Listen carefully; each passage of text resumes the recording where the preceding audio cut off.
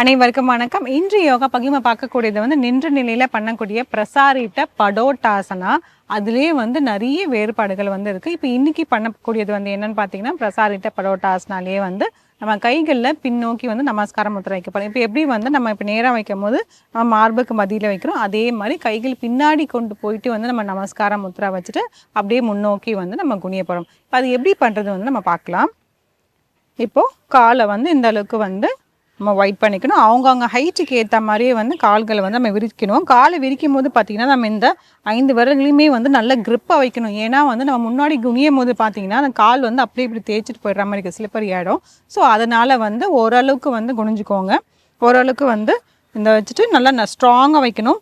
அதே மாதிரி இந்த கால்களை இப்படிலாம் நம்ம டேர்ன் பண்ணி வச்சிடக்கூடாது. 2 கால்களுமே இப்படி நேராக வைக்கிற மாதிரி வச்சிடணும். அதே மாதிரி நம்ம முன்னாடி குனியும் போது முட்டிகள் மடக்காமல் பார்த்துக்கணும். இப்போ கைகளை முன்னோக்கி கொண்டு போயிட்டு ஒவ்வொரு கையாக பின்னாடி கொண்டு போய் நம்ம நடு முதுகில் வைக்க போகிறோம். வச்சுட்டு பின்னாடி நம்ம நமஸ்கார முத்ரா வைக்கணும். வச்சுட்டு தோள்பட்டியை நல்லா இப்படி விரிக்கணும். பின்னோக்கி இப்படி கொண்டு போகணும். மாறுபகுதி நல்லா விரிச்சிட்டு முதுகு தண்டு நல்லா நேரம் ஆக்கிட்டு மூச்சை இழுத்துக்கிட்டே கீழே போகும்போது மூச்சை நம்ம விட்டுறணும். இந்த ஆசனா பண்ணும் போது எப்பயுமே நம்ம மூச்சை அடக்கக்கூடாது. இப்போ பண்ணலாம்.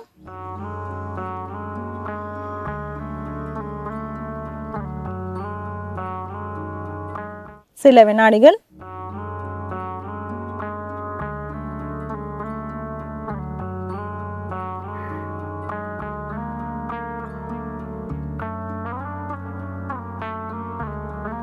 தளர்த்திக்கலாம்.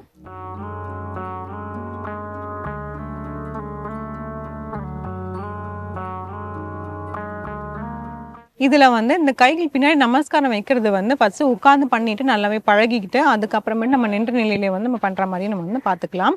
அதே மாதிரி இந்த நமஸ்காரம் இப்படி வைக்கும் போது இந்த கை கீழே இருக்கிறது இப்படி விரியக்கூடாது. 2 கையுமே இப்படி சேர்த்து வைக்கிற மாதிரி வச்சுருந்தா தான் நம்ம இந்த கரெக்டாக அந்த அலைன்மெண்ட்லாம் நம்ம கரெக்டாகவே வரும்.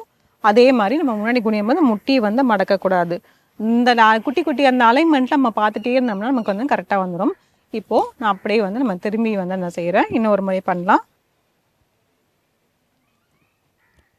அதே மாதிரி கால்களை நல்லாவே விரிச்சிட்டு அகலமாக விரிச்சிட்டு இப்போ கைகளை ஒவ்வொரு கையாக கொண்டு நம்ம வைக்க போகிறோம். ஒரு கை கொண்டு வந்துட்டு நல்லா நடு முதுகில் இப்படி கொண்டு இப்படி வைக்கணும்.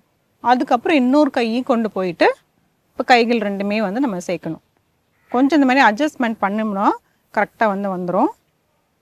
பண்ணிவிட்டு நம்ம தோள்பட்டி சுழற்சி பண்ணிட்டு போனோம்னா கையில் 2மே நல்லாவே சேர்ந்துடும். இப்போ அப்படியே முன்னோக்கி குனிலாம். மூச்சை இழுத்துட்டு கீழே போகும்போது மூச்சை விட்டுட்டு அப்படியே நம்ம ஹோல்ட் பண்ணலாம்.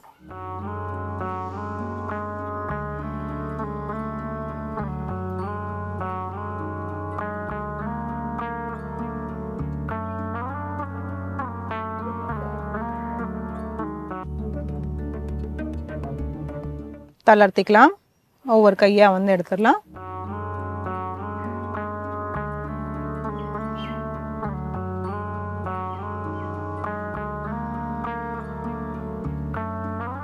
இந்த ஆசனா பண்ணுறதுனால என்ன பலன் அப்படின்னு நம்ம பார்த்தோன்னா நம்மளோட கால்கள் இந்த காஃப் மசில் சரி ஆம்ஸ்டிங் மசிலுமே நல்லாவே ஸ்ட்ரெச் ஆகும். அதே மாதிரி நம்ம தோள்பட்டி நல்லா சுழற்சி கிடைக்கும். நம்மளோட மாறுபகுதிகள் நன்றாகவே விரியும். முன்னோக்கி குனியறதுனால நம்மளோட முகத்துக்கும் நம்மளோட தலைக்குமே ரத்த ஓட்டம் அதிகமாக போகிறதுனாலுமே முகம் பொலிவாகவே இருக்கும்.